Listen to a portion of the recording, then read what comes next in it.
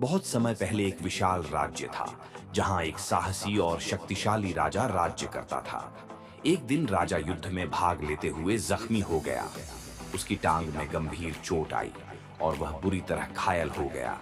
लेकिन उसकी जान बचाने के लिए राज्य का सबसे अच्छा घोड़ा, जिसे सर्वश्रेष्ठ कहा जाता था, उसे सुरक्षित स्थान पर लेकर भागा। राजा और घोड़ा एक घने जंगल में पहुंचे जहां राजा की हालत बहुत खराब हो रही थी। घोड़ा उसे सहारा दे रहा था, लेकिन राजा को लगता था कि वह अब इस युद्ध में जीतने के बजाय हार जाएगा। घोड़ा राजा को एक गुफा में ले गया जहां कुछ समय तक राजा आराम कर सकता था। घोड़ा बाहर खड़ा रहा जबकि राजा गुफा के अंदर सोने की कोशिश कर रहा था। कुछ देर बाद राजा ने सुना कि गुफा के बाहर कुछ शोर हो रहा है। उसे लगा कि घोड़ा किसी खतरे से जूझ रहा है।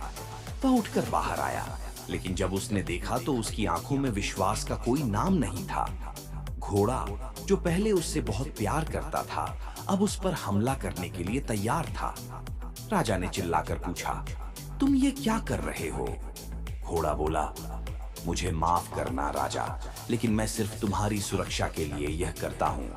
असल में तुम मेरी जिंदगी को खतरे में डाल रहे थे। मुझे एक और रास्ता दिखाना था और इसीलिए मैं तुम्हारी परीक्षा ले रहा था। राजा और घोड़ा की आंखों में आज एक नया रिश्ते का संकेत था।